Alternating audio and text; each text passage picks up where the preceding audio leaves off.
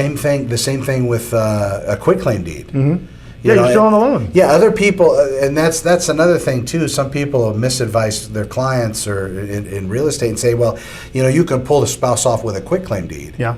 But that doesn't fix it with the loan. No.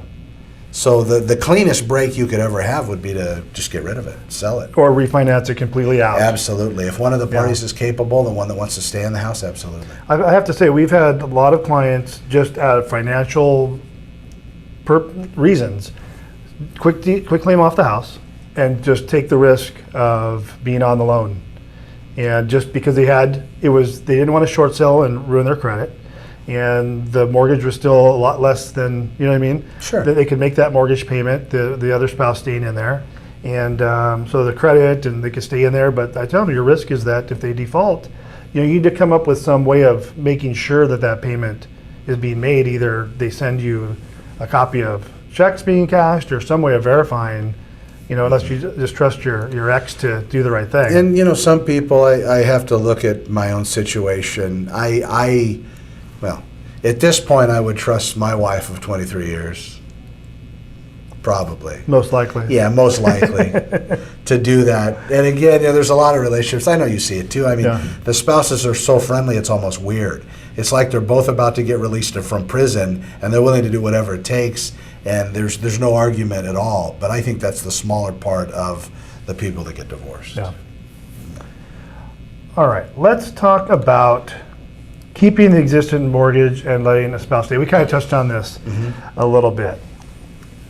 We actually touched on it a lot. If the spouse stays in the house, if it's not refinanced and you're staying on that same mortgage, there's that risk involved. And the other thing too, let's say there's only one party that's on the loan, maybe the other spouse could consider writing up a lease agreement for them, actually doing it official.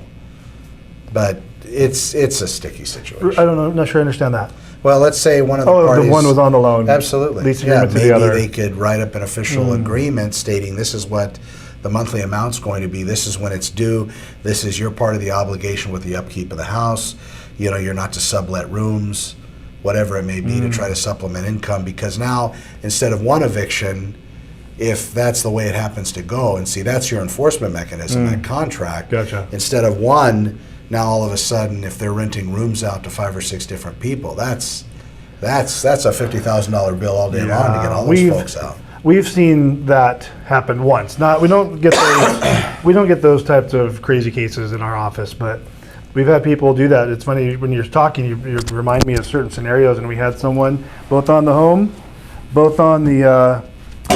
Drop your mic. Yeah. Both on the home and both on the loan and title, and one of the spouses moved out, the other one stopped paying the mortgage, and so it was in default. Then he filed bankruptcy so he could delay it even further, and all the while renting out all the rooms and sectioning off part of the living room. He had like 6 people paying him $500 or $600 a month. So he's making $3,000 or $4,000, a month, and not paying the mortgage. Nightmare. Until the last we heard, in 2 years he had been doing this. So it's just crazy. And all the while is we get the spouse who we're assisting, who got the judgment to sell the house, and now he's squatting and won't move out. So got those types of issues as well.